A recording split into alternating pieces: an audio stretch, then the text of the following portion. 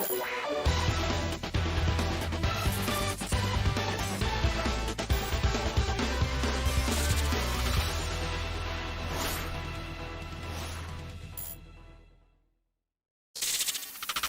everyone, how are you doing? This is MD Tech here for another quick tutorial. Today I'm going to show you guys how to create a Windows 10 Repair bootable USB recovery drive for your Windows 10 computer. So depending on your situation, there are different ways in order to create this repair utility. The first one I'd recommend trying if the methods in this tutorial are unable or unsuccessful for you and you're unable to boot into Windows.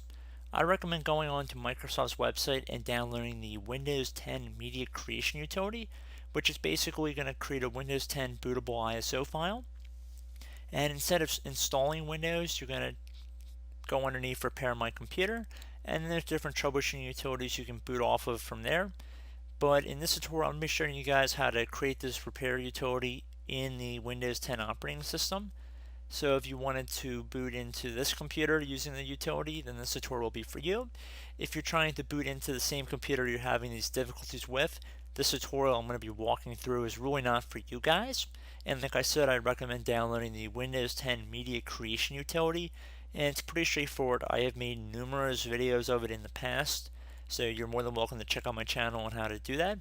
And it's basically as if you were going to install Windows 10 all over again, except you're going to be using the files within the installer to hopefully repair your computer. So just want to put that out there.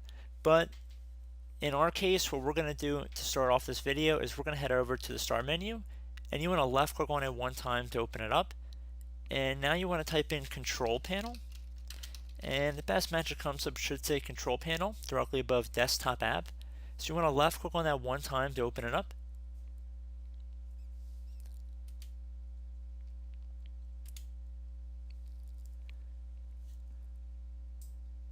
So underneath the View By area on the right side here, you want to set it to large icons. You could also set it to small icons as well, but I just think large icons are a little bit easier to see. And you want to go and you want to access the recovery area. So double click on that to open up the recovery view.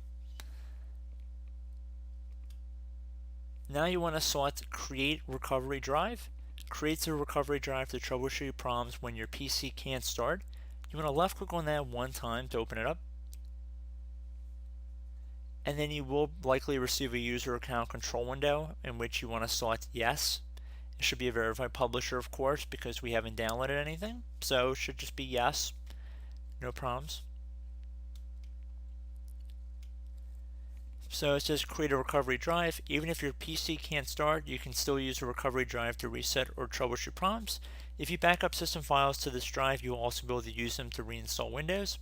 And you can keep this checked if you want. You don't have to, but if you want to back up system files to recovery drive, you're welcome to. Just keep in mind it's not going to update all the time, especially if you're using a removable media device. So if you're just creating a backup, it's going to restore back to whatever the state of your documents are today, not maybe 6 months from now when you're having this problem, if your problem is in the future and you're just a forward-thinking individual. So we're going to keep it checked, no real harm in that. And I'm going to select Next. It will take up a little more space on whatever drive you're using though, so it's a consideration to make. Definitely recommend you don't have any personal files or anything stored on this drive that you're going to be transferring this to, because you really want this removable device to be solely for the recovery information. So just keep that in mind. This will take a second, so just be patient. Okay, so it says connect a USB flash drive. Now depending on how much you have on your computer, this number might be a little bit different here. In my case, it only needs to be able to hold about 512 megabytes, and it does note that everything on the drive will be deleted. So I just want to put that out there. You really should be cautious. You want to make sure your drive is clean, the one that you're going to be putting this on, and then your computer should be able to recover off of it. So especially if it's a bootable USB flash drive, it's probably ideal. So I'm just going to put that out there.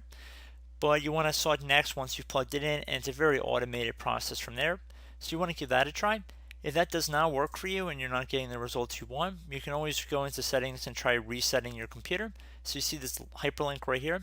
If you're having problems with your PC, go to settings and try resetting it. So if you left click on that, it'll open up the settings window. And you can always try resetting your PC, which I would recommend as like a last resort, but it will help you reinstall Windows, and you should be able to keep some personal files and documents. You just would have to read along with the prompts and make sure you're selecting the correct options when you are resetting your computer. But I do hope this brief tutorial was able to help you guys out, and as always, thank you for watching, and I will catch you in the next tutorial. Goodbye.